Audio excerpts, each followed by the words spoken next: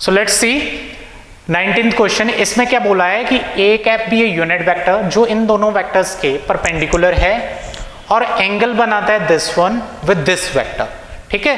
और A cap अगर angle बनाए π/3 विद दिस वेक्टर तो अल्फा की वैल्यू बतानी है।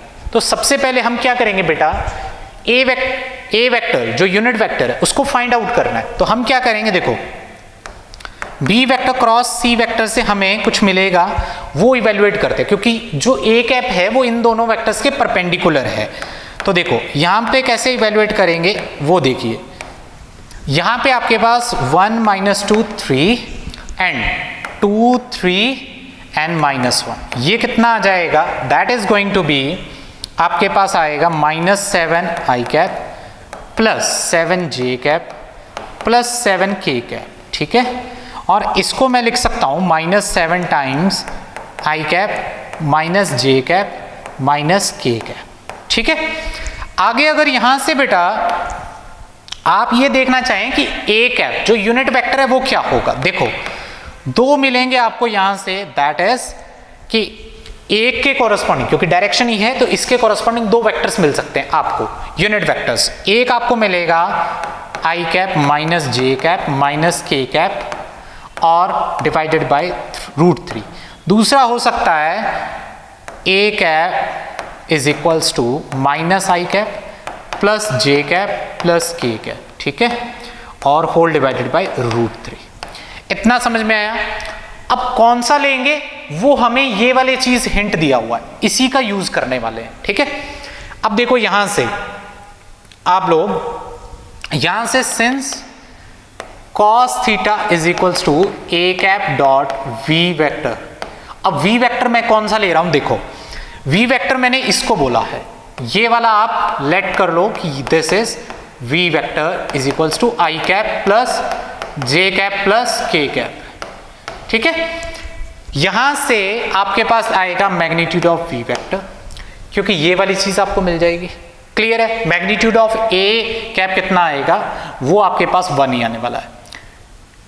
तो यहां से अगर मैं फर्स्ट केस लूं, इसके लिए ये फर्स्ट है और इसके लिए मैं सेकंड बोल रहा हूं, ठीक है। तो फर्स्ट के लिए अगर आप बात करेंगे तो ये आपके पास आएगा -1/3 एंड यहां पे cos थीटा आएगा बेटा दैट इज 1/3। ये किसके लिए, 4 सेकंड वन, जब ए कैप सेकंड वाला लेंगे, दिस वन 4 फर्स्ट वन, ठीक है। इतना समझ में आया। तो हमें ये पता चल गया कि हमारा ए कैप कौन सा है, फर्स्ट वाला, देयरफॉर ए कैप हमारे पास आ गया that is I cap minus J cap minus K cap by √3। अब आगे वाला स्टेप फॉलो करते हैं। आगे वाले स्टेप में उसने बोला है कि भाई हमें क्या करना है, हमें एंगल दिया हुआ है π/3 इस वेक्टर के साथ, तो इसको फाइंड आउट करें तो कैसे करेंगे, सिंस cos π/3 ये कितना आ जाएगा बेटा, that is your A cap dot, यहां पे आपके पास आएगा I cap plus alpha J cap, ठीक है, प्लस के कैप होल डिवाइडेड बाय √3 और यहां पे आ जाएगा आपका 2 + α²। इतना समझ में आया। यहां से देखो इसकी वैल्यू हाफ, तो कितना आ जाएगा √3/2 और यहां पे हो जाएगा बेटा 2 + α²।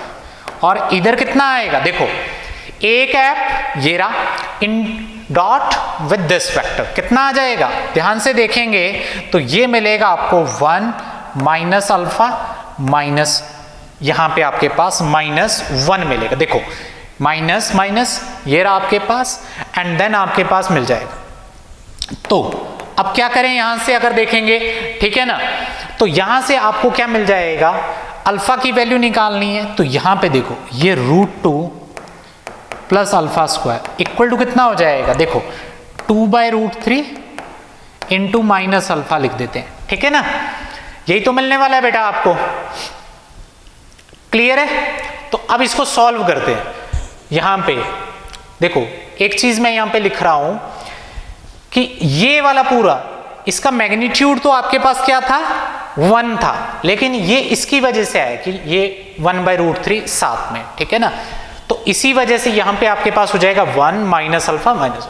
अब यहां से इसको सॉल्व करेंगे तो हमें क्या मिलने वाला है, देखो ध्यान से स्क्वायरिंग कर लें, स्क्वायरिंग करेंगे तो क्या मिलेगा, देखो यहां से मिलेगा 2 प्लस अल्फा स्क्वायर, ठीक है, और इधर से कितना मिलेगा, इधर से मिलेगा 4 अल्फा स्क्वायर बाय 3। तो सिंप्लीफाई करें तो ये आ जाएगा 6 plus 3 alpha square equal to 4 alpha square, ठीक है। तो यहां से देखो बेटा कितना मिल जाएगा आपको, दैट इज इधर अगर देखेंगे तो ये आ जाएगा आपके पास, that is your alpha square, ठीक है, और इधर वैल्यू कितनी आ रही है, दैट इज योर 6। तो अल्फा की वैल्यू हम लोग यहां पे कैलकुलेट कर देंगे, दैट इज √6, ठीक है। बट आप ये ध्यान रखिए कि एंगल आपका क्या है उसके कॉरस्पॉन्डिंग हम लोगों को ये चीज देखनी है, ठीक है ना। तो हम लोग क्या करेंगे, यहां पे अल्फा आपको उसने क्या है लेस देन 3 दिया हुआ है, क्योंकि देखो आपको ये क्वेश्चन के अंदर प्रिडिक्ट करना पड़ेगा कि भाई अल्फा की वैल्यू क्या ले सकते हैं, ठीक है ना, ये चीज के कॉरस्पॉन्डिंग। तो हमें क्या लेना है, since alpha is less than 0 therefore, यहां से या फिर मैं नेक्स्ट पेज पे लिख देता हूं, देयरफॉर अल्फा विल बी -√6, ये आएगा, ये आपका ऑप्शन रहेगा, ठीक है। तो अल्फा की वैल्यू क्या आ जाएगी, दैट विल बी योर -√6, ये आपको टिक करना है। आई बात समझ में इतनी। चलिए नेक्स्ट क्वेश्चन के ऊपर बात करते हैं। वहां पे मैं लिख देता हूं एक बार कि यहां पे अल्फा प्लस माइनस, हाँ, तो since alpha is less than 0 तो फाइनल आपका आंसर ये आएगा। नेक्स्ट क्वेश्चन में है, if for the solution curve of the differential equation this, आपको f(π/4) की वैल्यू पूछी है, कंप्यूट करते हैं। देखो दिखने में ये कैसे लग रही है, लीनियर डिफरेंशियल इक्वेशन लग रही है, ठीक है। अब यहां पे अगर आप देखोगे तो इंटीग्रेटिंग फैक्टर क्या आएगा बेटा, वो आएगा e की पावर में इंटीग्रेटिंग फैक्टर क्या आएगा, यहां पे 10x dx, तो वो आएगा e की पावर ln secant x, ठीक है, और ये आ जाएगा आपके पास secant x। क्लियर है। अब क्या करें, सॉल्व करने की कोशिश करें तो आपका सॉल्यूशन आएगा y into secant x equal to, integration sign लगा लो, एंड ये आपका क्या काम कर रहा है, q का काम कर रहा है, तो ये हो जाएगा 2 plus secant x whole divided by, यहां पे आएगा 1 प्लस 2 टाइम्स secant x का होल स्क्वायर, और साथ में आएगा बेटा secant x dx, ठीक है। अब इसको सिंप्लीफाई कर लेते हैं एक बार थोड़ा सा, तो क्या मिलेगा आपको, y इंटू secant x, ये मिलने वाला है बेटा आपके पास, दैट विल बी, अब देखो secant को cos में कन्वर्ट कर लें तो आपका काम आसान हो जाएगा। यहां से ये तो हो जाएगा cos x प्लस यहां पे हो जाएगा 2 होल डिवाइडेड बाय, देखो यहां से ये आएगा तो cos स्क्वायर x, तो कुछ चीजें आपकी सॉल्व हो जाएंगी, ठीक है। तो यहां पे बनेगा बेटा आपके पास cos x plus 2 whole square dx। अब ये आया, अब इसको कैसे सिंप्लीफाई करें, देखो हम क्या करते हैं बेटा, लेट cos x को पुट करते हैं 1 minus T square by 1 plus T square, t जहां पे क्या है, t है आपके पास tan x/2। क्लियर है, ये चीज पुट करें तो ये सिंप्लीफाई हो जाएगा। तो कैसे करेंगे, चलिए नेक्स्ट हम लोग देखते हैं, therefore y into secant x क्या बन जाएगा आपके पास, यहां पे देखो वैल्यू जब रखोगे वहां पे तो cos x की जगह पे क्या रखना है हमने, that is 1 minus T square bye, आपके पास यहां पे 2 आएगा बेटा, ये छोटी सी एक मिस्टेक है, इसके साथ 2 आएगा एंड यहां पे 1 आएगा, ठीक है।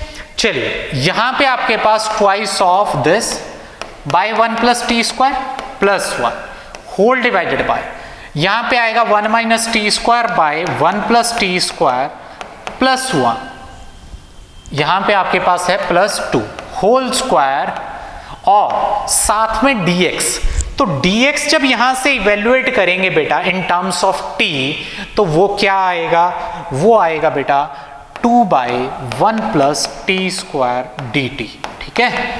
अब सिंप्लीफाई कर लो, तो क्या आएगा 2 माइनस 2t², यहां पे बन जाएगा आपके पास that is your 1 plus t² whole divided by, यहां पे आ जाएगा आपका 3 माइनस t² का होल स्क्वायर, और इधर आ जाएगा बेटा दैट इज योर 2 और ये dt।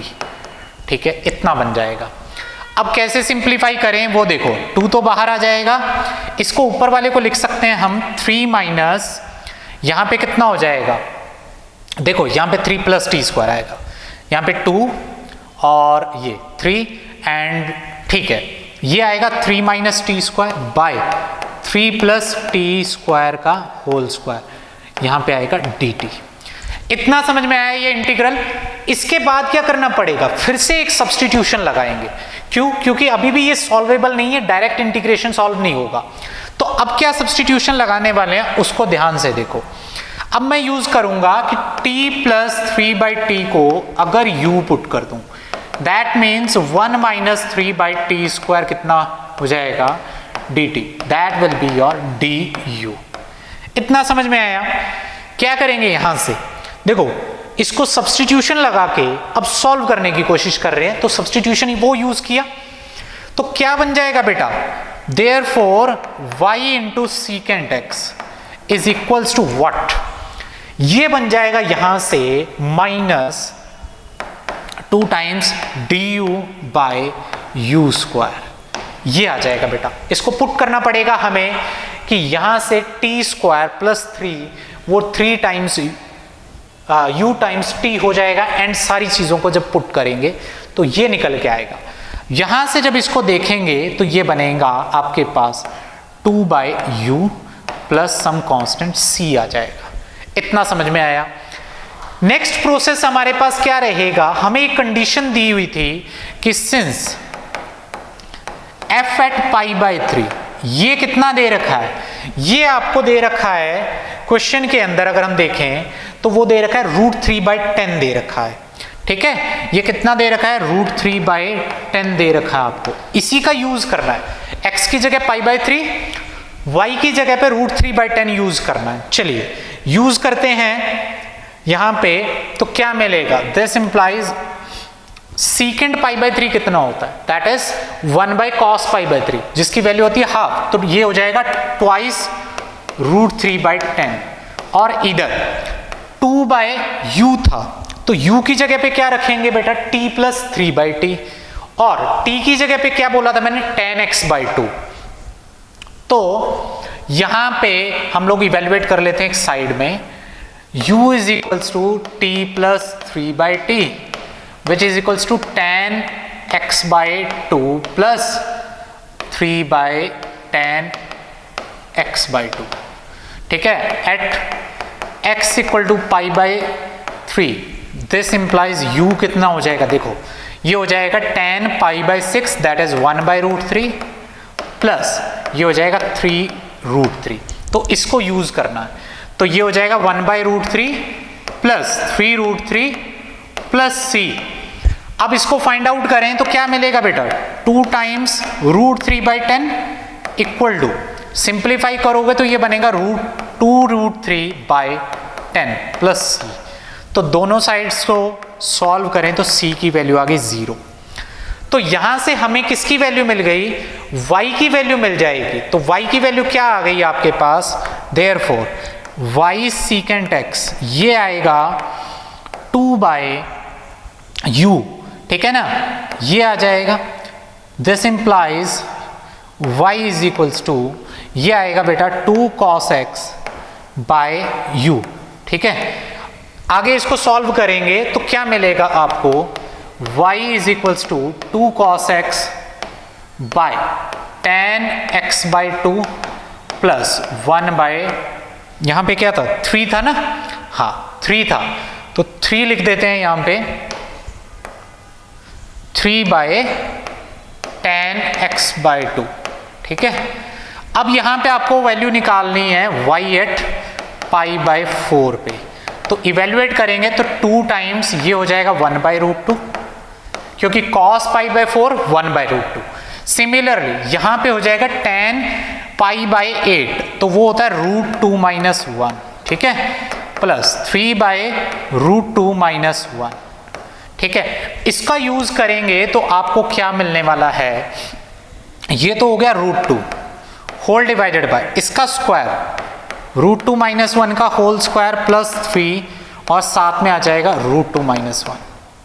सिंप्लीफाई करो तो क्या मिलेगा, y एट π/4 कितना हो जाएगा, दैट इज योर 2 माइनस √2। ठीक है, क्लियर है। और यहां पे हो जाएगा ये 2 + 1 3, तो 6 माइनस 2√2। ठीक है, अब इसको फर्दर सिंप्लीफाई करेंगे तो देखो 2 कॉमन लिया जा सकता है, तो यहां से आपके पास ये बन जाएगा 1 माइनस, या फिर इसको ऐसे लिख लो 1/2 और साथ में आप लिख लो 2 माइनस √2 बाय 3 माइनस √2। ठीक है, इसको फर्दर सिंप्लीफाई करेंगे तो हमारे पास क्या आंसर आएगा वो हम डायरेक्टली देख सकते हैं, that is your option number this one आ जाएगा। ठीक है, इसको फाइंड आउट भी किया जा सकता है इजीली इसी कॉम्पिटिशन से। ठीक है, तो ये करेंगे तो हमारे पास आंसर आ जाएगा। अगर देखना भी है तो हम लोग देख सकते हैं, आसान है, क्योंकि यहां से क्या बनेगा 1/2 रेशनलाइज करने के बाद 2 माइनस √2 और साथ में 3 प्लस √2। ठीक है, और होल डिवाइडेड बाय 7, तो ये 14 हो जाएगा। ऊपर वाले को आप सॉल्व कर सकते हैं। नेक्स्ट क्वेश्चन के ऊपर अगर बात करें तो NAT है, तो इसके अंदर कैसे सॉल्व करेंगे इसको ध्यान से देखिए। क्वेश्चन है कि इंटीग्रल गिवन है और उसकी वैल्यू आपको दे रखी है 2π + α। आगे उसने बोला है कि ये बॉक्स रिप्रेजेंट करता है ग्रेटेस्ट इंटीजर फंक्शन को, तो हमें बताना है कि अल्फा की वैल्यू क्या होगी। देखो बेटा, इस इंटीग्रल को सॉल्व करने के लिए हमें कुछ पॉइंट्स पे इसको ब्रेक करना पड़ेगा। सबसे पहले इसके बाहर मॉड लगा है और इसके बाहर क्या लगा हुआ है, ग्रेटेस्ट इंटीजर फंक्शन। तो हम क्या देखते हैं, इंटीग्रल I इसको लिखेंगे 24। अब देखो अंदर क्या बनेगा, देखो बेटा यहां पे 0 से π/4 है और ये ब्रेक हो रहा है 4x माइनस π/12 इक्वल टू 0 करोगे तो x क्या आएगा π/48।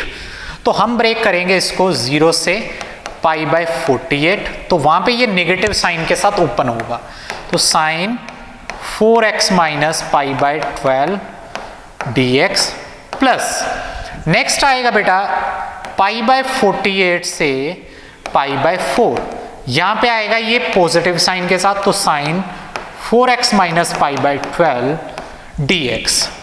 ठीक है, ये I1 बोल रहा हूं मैं इसको फर्स्ट पार्ट को, एंड I2 क्या हो जाएगा आपके पास, देखो 24 बाहर साथ में। अब देखो ये इंटीजर कहां कहां बन रहा है, 0 से π/4 के बीच में, ये बनेगा π/6 पे। π/6 पे साइन की वैल्यू होती है हाफ, तो 2 × हाफ दैट मीन्स 1, तो ये इंटीजर बन रहा है। इसी वजह से इसको ब्रेक करेंगे 0 से π/6। तो यहां पे जब 0 से π/6 लोगे तो इसकी ग्रेटेस्ट इंटीजर की वैल्यू आएगी 0, तो ये 0 dx प्लस π/6 से π/4, यहां पे जब लेंगे इस इंटरवल में तो ये वैल्यू आएगी 1, तो 1 dx लिख सकते हैं। तो यहां से मुझे एक चीज तो पता लगी कि I2 की वैल्यू आसानी से निकल सकती है, दैट इज 24 π/4 माइनस π/6। ठीक है, अब इसको देख लो आप, ये 6π माइनस 4π, ठीक है ना, तो कितना हो जाएगा आपके पास, ये निकल के आ जाएगा दैट इज योर 2π। इतना समझ में आया, I2 की वैल्यू कितनी आ गई 2π। तो हमें ये पता चल गया कि अल्फा, इस वाले I1 की इंटीग्रल वैल्यू क्या आएगी, जो इंटीग्रल की वैल्यू आएगी वो आएगी अल्फा। चलिए इसको निकालते हैं, तो I1 यहां से क्या हो जाएगा बेटा, देखो 24 बाहर, अब यहां से क्या आएगा, इंटीग्रेशन जब सॉल्व करेंगे तो ये cos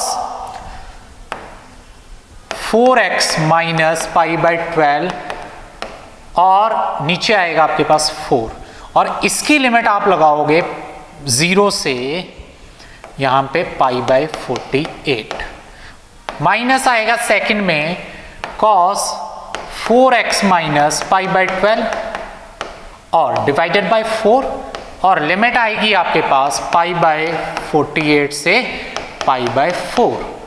ये आपका इंटीग्रल बनने वाला है। इसको सिंप्लीफाई करेंगे तो क्या बनेगा 24।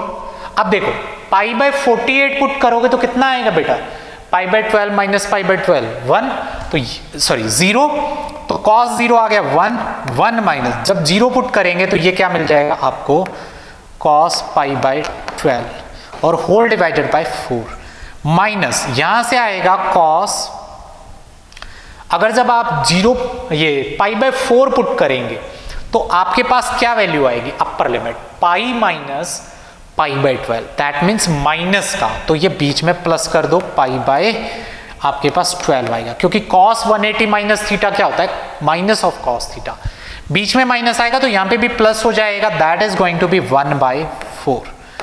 ठीक है, अब वैल्यू देख लो cos पाई बाय 12/4 और ये दोनों कैंसल आउट हो गए, तो बचा कितना 24 into 1/2 which is equals to 12। तो यहां से आप लिख सकते हैं कि I is equals to I1 plus I2 which is equals to 12 plus 2 pi. ठीक है, देयरफॉर आप लिख सकते हैं अल्फा की वैल्यू कितनी आ गई बेटा 12 आपके पास आंसर आ गया। ठीक है, तो इस क्वेश्चन का आंसर कितना आया दैट इज योर 12। क्लियर है, चलिए नेक्स्ट क्वेश्चन के ऊपर बात करते हैं। ये बोल रहा है कि इसकी लिमिट आपको ये गिवन है तो अल्फा की वैल्यू पूछ रहा है। ठीक है, तो कैसे फाइंड आउट करेंगे, देखो पहले इस लिमिट को चेक करो कि ये कैसी फॉर्म बन रही है। तो अगर मैं ध्यान से देखूं t को 0 पुट करना है ना, t को सॉरी टेंड टू 0, तो ये वाली चीज किसको जा रही है t टेंडिंग टू 0 पे, ये तो बनेगा 1 और ऊपर कितना बन जाएगा बेटा, ये बन जाएगा इन्फिनिटी। तो ये फॉर्म बन रही है 1 to the power infinity form, और इसको इवेल्युएट करने के लिए हमारे पास डायरेक्ट मेथड होता है। मेथड इन द सेंस कैसे करते हैं, देयरफॉर ये लिमिट आपके पास आ जाएगी exponential limit t tending to 0। अब यहां पे क्या करेंगे, इस इंटीग्रल में से हम लोग क्या करेंगे बेटा वैल्यू निकाल लेंगे। ठीक है, तो अगर मैं वैल्यू निकालूं तो वो क्या आएगी वो देखते हैं। देखो ये आएगा 0 to 1 3x plus 5 whole power t dx minus 1, ठीक है, इंटू 1/t और बाहर ब्रैकेट बंद कर दो। अब ये आएगा एक्सपोनेंशियल, लिख दो यहां पे लिमिट t टेंडिंग टू 0। अब इस इंटीग्रल को सॉल्व करेंगे तो क्या बनेगा बेटा, देखो 3x प्लस 5 की पावर t प्लस 1, ठीक है, ये बनेगा 3x प्लस 5 की power t plus 1 whole divided by t plus 1 into 3, तो 3 इंटू t प्लस 1 इंटू क्या आ गया t आ गया, या फिर इसको ऐसे लिख लो एक बार के लिए t ना लगा के -1, ठीक है, और या फिर इस पे पहले लिमिट लगा लो एंड देन आप क्या करो इसकी वैल्यू निकालो -1 और यहाँ पे 1/t लिखो। ठीक है, ये आपके पास आएगा। अब क्या करें, यहाँ पे हम लोगों को कुछ चीजें इवेल्युएट करनी पड़ेंगी, दैट मीन्स कि ये वाली लिमिट इवेल्युएट करो। देखो बेटा जब 0 पुट करोगे तो कुछ ना कुछ मिलेगा, और जैसे आप 1 पुट करोगे तब भी कुछ ना कुछ मिलेगा। तो हमारे पास क्या आएगा, मैं सिंप्लीफाई करके लिखता हूं, this is equals to exponential limit t tending to 0, upper limit put करोगे तो ये 5 प्लस 3 8 की पावर t प्लस 1, ठीक है, तो क्या बन जाएगा 8 की पावर t प्लस 1 माइनस, जब आप लोअर लिमिट पुट करोगे तो कितना आ जाएगा -5 की power t plus 1 whole divided by, यहां पे आएगा 3t प्लस 1 माइनस, यहां पे भी t लगा दो और -1/t कर दो। आपकी कंप्यूटेशन आसान हो जाएगी। ठीक है, तो आगे इसको लिखेंगे तो ये निकलेगा आपका exponential limit t tending to 0। अब देखो एलसीएम लेके सिंप्लीफाई करें तो क्या बनेगा, देखो बेटा 8 की power t plus 1 as it is -5 की पावर t प्लस 1। अब यहां ध्यान से देखना कि ये बनेगा क्या, इसको करने के लिए आप लोग क्या करोगे, यहां पे दोनों का एलसीएम लेंगे तो क्या आ जाएगा, यहां पे आपके पास आ जाएगा बेटा that is your -3t minus 3 और होल डिवाइडेड बाय आ जाएगा 3t t प्लस 1। ठीक है, तो ये आपके पास बन जाएगा। अब इसको फर्दर अगर देखेंगे तो अब ये लिमिट जो इवेल्युएट करनी है अंदर ब्रैकेट के, ये 0/0 फॉर्म है, तो फिर क्या करेंगे हम LH रूल यूज कर सकते हैं। तो एक्सपोनेंशियल लिमिट यहां पे t टेंडिंग टू 0। अब देखो 8 की पावर t + 1 है, तो उसको डिफरेंशिएट करोगे तो ये आएगा ln 8 माइनस 5 की power t + 1 ln 5 minus 3 whole divided by 3, यहां पे t आ जाएगा प्लस 3t + 1, ठीक है, ये बन जाएगा। अब ब्रैकेट बंद कर देते हैं। अब यहां पे देखो ध्यान से, नीचे लिमिट पुट करोगे तो ये कितनी आ जाएगी, 3 बचेगा, ऊपर आपके पास क्या आएगा वो ध्यान से देखो, तो क्या निकल के आएगा, दैट इज लिमिट लगाने के बाद यहां पे बनेगा बेटा 8 ln 8 माइनस 5 ln 5 माइनस 3, ठीक है, और होल डिवाइडेड बाय 3, ये आपके पास आएगा। और जब इसको सिंप्लीफाई करके लिखोगे तो बेटा ये बनेगा 64/5, यहां पे आपके पास e, और यहां पे आएगा 8/5 की पावर 2/3।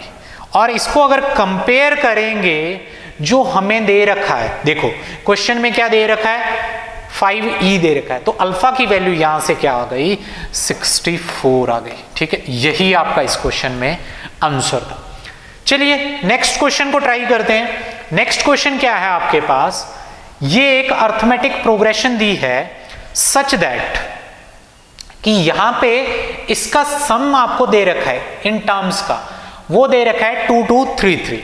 अब वो बोल रहा है कि इस सम की वैल्यू बताओ, इन सारी टर्म्स के सम का वैल्यू बताओ।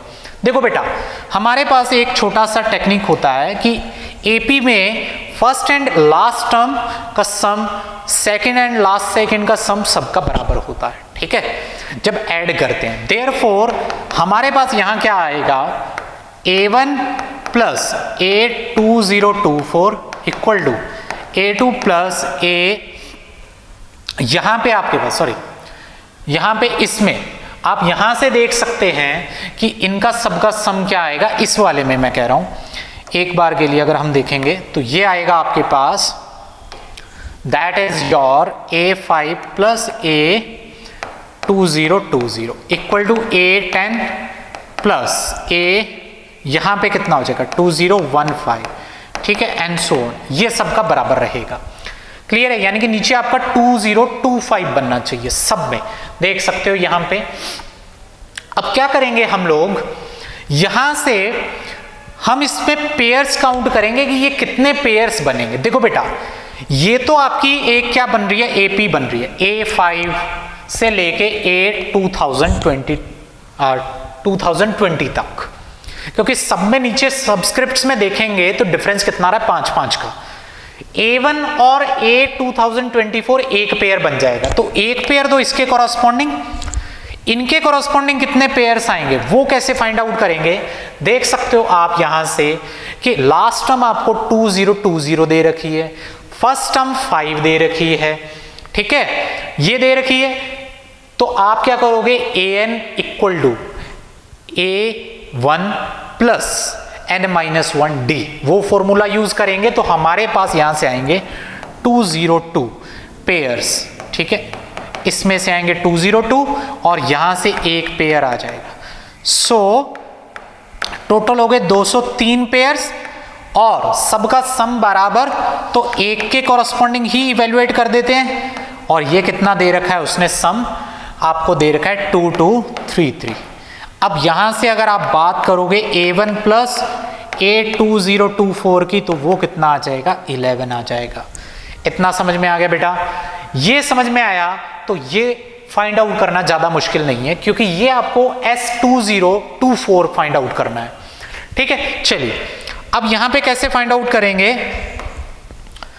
S2024 वो कितना होगा, 20, यहां पे अगर देखोगे 2024 बाई 2, साथ में A1 प्लस A2024, क्योंकि ये first term plus last term वाला मैंने फॉर्मूला यूज किया, तो ये कितना हो जाएगा 1012 इंटू 11, तो ये कितना बन जाएगा बेटा 2, एंड यहां पे ये आ जाएगा आपका आंसर, चेक कर सकते हैं 2 एंड, ठीक है, ओके। तो ये आपके पास फाइनल आंसर आ जाएगा इसका, दैट इज 1 1 1 1 1 3 2। ये इस क्वेश्चन का आपका आंसर है। वैसे इसमें ट्रिक यही थी कि ये सब पेयर्स आपको काउंट करने आने चाहिए थे, ठीक है। चलिए नेक्स्ट क्वेश्चन है आपका कि इंटीजर्स हैं a एंड b जो इस इंटरवल में लाई कर रहे हैं सच दैट कि उनका सम 0 नहीं है, और आपको पूछा है ऐसे ऑर्डर्ड पेयर्स ए बी जिसके लिए ये भी ट्रू हो और ये भी ट्रू हो, जहां पे omega and omega square are the roots of this quadratic equation, ठीक है। तो कैसे फाइंड आउट करेंगे वो देखिए ध्यान से। सबसे पहले हमें ये चीज गिवन है, तो हमें ये पता है कि mod z minus a equal to mod z plus b होगा, ठीक है। पहली चीज तो यहां से ये लिख ली। दूसरी चीज, इसको सॉल्व करने के लिए क्या करेंगे वो देखो। हमारे पास ये गिवन है तो z plus 1 omega omega square, यहां पे है ओमेगा, यहां पे आपके पास है बेटा z प्लस ओमेगा स्क्वायर 1, और यहां पे है omega square 1 z plus omega, और इस डिटर्मिनेंट की वैल्यू दे रखी है 1। अब यहां पे क्या करें, एक रो ऑपरेशन लगा सकते हैं क्या, अप्लाई। क्या अप्लाई करें बेटा, देखो हम अगर यहां से कि R1 के अंदर क्या कर रहा हूं मैं, R1 plus R2 plus R3 ये चेंज कर रहा हूं, तो मुझे क्या मिल जाएगा यहां से, अगर आप देखोगे तो ये मिल जाएगा 1 प्लस ओमेगा स्क्वायर, और उसका सम आपको पता है, यहां पे मैं लिख देता हूं सिंस 1 प्लस ओमेगा स्क्वायर ये कितना होता है, 0 होता है, क्योंकि वो इस इक्वेशन के रूट्स हैं, ठीक है। और ओमेगा स्क्वायर इस इक्वेशन के रूट्स हैं, तो यहां पे अगर लिखेंगे तो आपके पास क्या आ जाएगा, z एंड z आ जाएगा, और यहां पे आएगा बेटा ओमेगा स्क्वायर, यहां पे बन जाएगा z प्लस ओमेगा स्क्वायर 1 और z प्लस ओमेगा, और इसकी वैल्यू उसने 1 दे रखी है। अब इस डिटर्मिनेंट की वैल्यू निकालनी है, तो z को अगर बाहर ले लें तो यहां पे बनेगा 1 1 1, यहां पे क्या बच रहा है आपके पास, ओमेगा स्क्वायर, यहां पे z plus that is omega square, and यहां पे भी 1 है, एंड आगे है 1 एंड z प्लस ओमेगा, ये आपको 1 दे रखा है। अब क्या करें, हम कॉलम ऑपरेशंस लगाने की कोशिश करते हैं। अप्लाई कॉलम, आप क्या करें 2 के अंदर कॉलम 2 माइनस कॉलम 1 कर दें, ठीक है। और उसके बाद आप क्या करें, देखो उसके बाद आप करें कॉलम 3 के लिए कॉलम 3 माइनस कॉलम 1, ये करेंगे तो क्या मिलेगा आपको, ये देखो है ना, तो ये मिलेगा बेटा दिस इंप्लाइज z 1 0 0, यहां पे क्या मिल जाएगा, देखो ओमेगा स्क्वायर सेम रहेगा, यहां पे हो जाएगा z plus omega square minus omega 1 minus omega square, यहां पे आएगा 1 माइनस ओमेगा, और यहां पे हो जाएगा बेटा z plus omega minus omega square, और ये आएगा आपका 1 के इक्वल। अब इस डिटर्मिनेंट को सिंप्लीफाई करेंगे जब, तो क्या मिलेगा आपको, z cube equal to 1, that means z की वैल्यू क्या क्या आएगी, 1 ओमेगा स्क्वायर। अब आपके पास z की वैल्यूज आ गई, तो हमने क्या देखा है, z को इस तरीके से लेना है कि ये वाला रिलेशन सेटिस्फाई हो, that is mod z minus a equal to mod z plus B.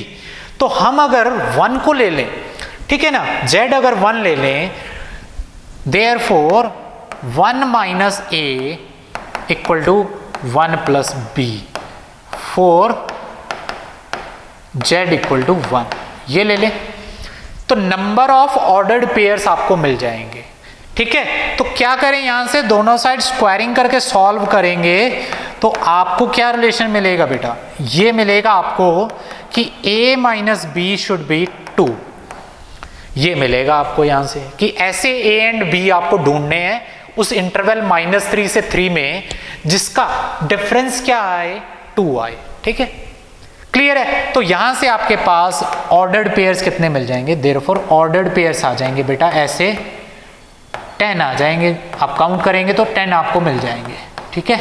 ये आपके पास इसका आंसर हो जाएगा। सो क्वेश्चन का आंसर कितना हो गया, that is your 10 is the answer. चलिए नेक्स्ट क्वेश्चन के ऊपर बात करते हैं। क्वेश्चन है आपके पास एक पैराबोला दिया हुआ है y square equal to 12x be the parabola and s be its focus, और आगे बोला है कि PQ इसकी फोकल कोड है पैराबोला की, सच दैट इन दोनों चीजों का प्रोडक्ट आपका क्या आ रहा है, दिस।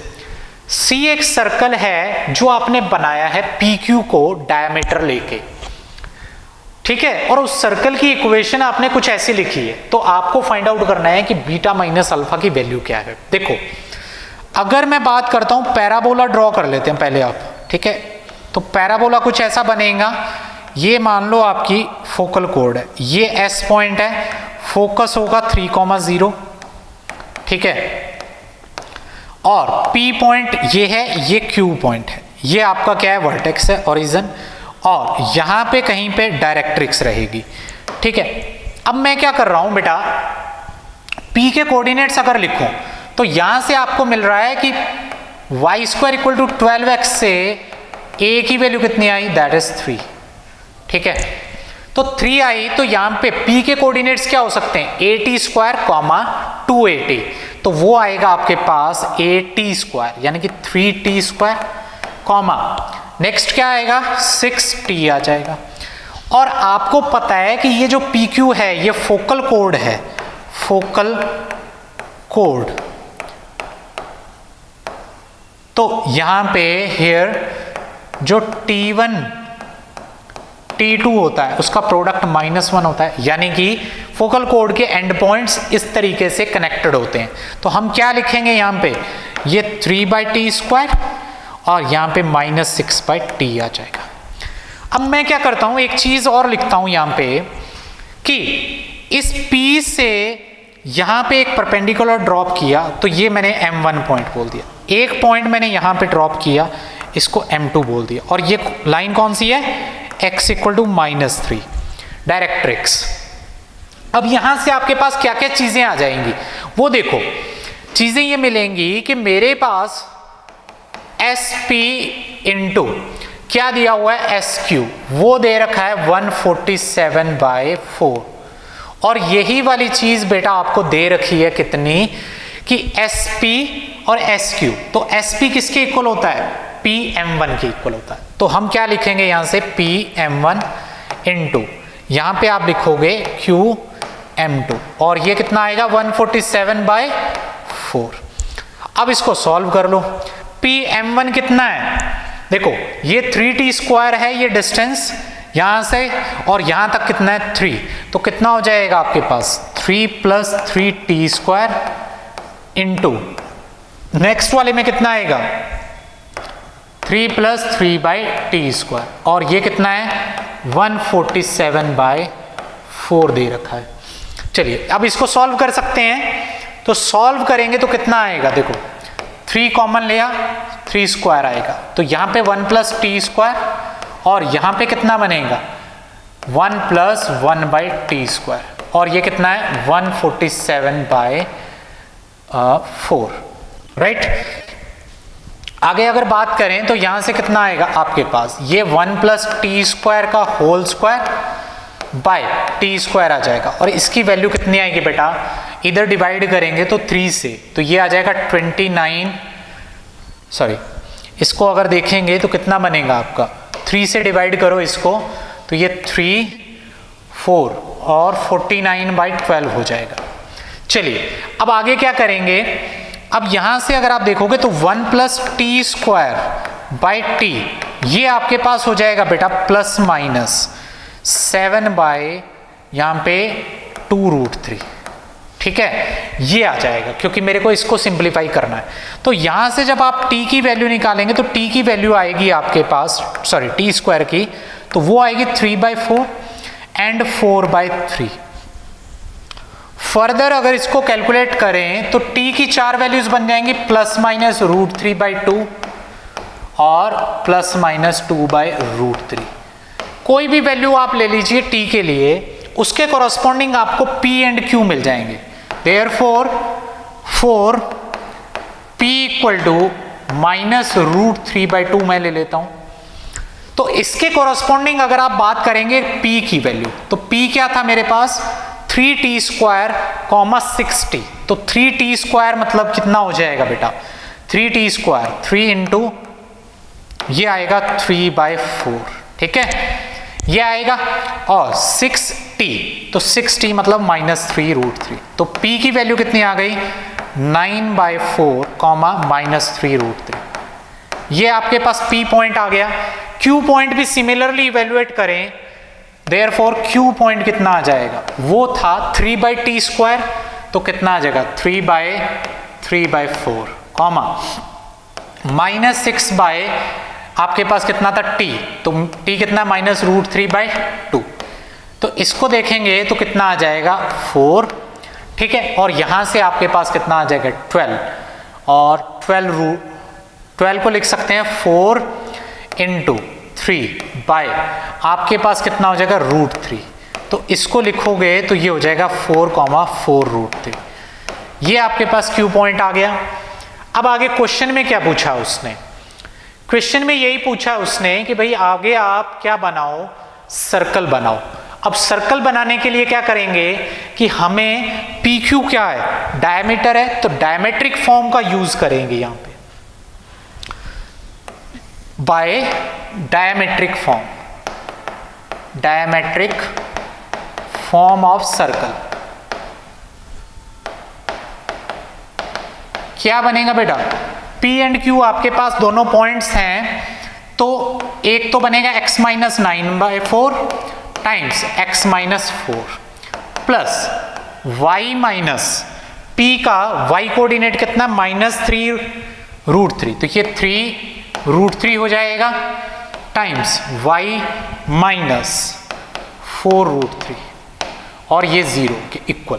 अब इसको सिंप्लीफाई कर लेते हैं, तो कितना बन जाएगा, ये आपके पास आ जाएगा x², ठीक है, और -4x, यहाँ पे अगर आप देखेंगे तो ये -4 + 9/4 टाइम्स x, और ये आ जाएगा 9, ठीक है, प्लस y², और साथ में आएगा यहाँ पे आपके पास प्लस 3√3 - 4√3, ठीक है y, और यहाँ पे आ जाएगा बेटा -12 3 = 36, ठीक है, इक्वल टू 0 आ जाएगा।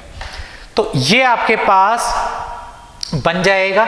अब इसको सिंप्लीफाई कर लेते हैं, देखो x² + y² तो आपके पास आ गया यहां से, ये x², ये y², x के साथ कितना है -25/4x आ जाएगा, y के साथ कितना है -√3y -27 = 0। थोड़ा सा इसको सिंप्लीफाई करें तो क्या मिलेगा 4x², 4y² -25x, यहाँ पे आएगा -4√3y और -108 = 0। देखो बेटा ये आपके पास फाइनली सर्कल की इक्वेशन बनी, बट उसने जो बोला है कि 64x² + 64y² and so on, ये चीज के हिसाब से आपको अल्फा बीटा की वैल्यू बतानी है। तो हमें क्या करना पड़ेगा, उस इक्वेशन को 16 से मल्टीप्लाई करना पड़ेगा। तो 16 से मल्टीप्लाई करेंगे तो ये बन जाएगी आपके पास 64x² + 64y² minus 16 × 25 that is 400x minus 64√3y, और ये बन जाएगा बेटा आपके पास 16 से मल्टीप्लाई करने के बाद 1728, ठीक है। यही इक्वेशन हमें शायद गिवन है, देख सकते हैं कंपेयर करके, हाँ। तो अब यहां से आपको अल्फा बीटा की वैल्यू मिल जाएगी, दैट इज देयरफॉर अल्फा की वैल्यू आई 400, बीटा की value I 1728। This implies beta minus alpha कितना हो गया आपके पास 1328, ठीक है। और यही आपका इस क्वेश्चन का आंसर है, चेक कर सकते हैं आप, बीटा माइनस अल्फा इज 1328। सो इसी को कंप्यूट करना था। इसी के साथ ये सॉल्यूशंस कंप्लीट होते हैं। Thank you very much.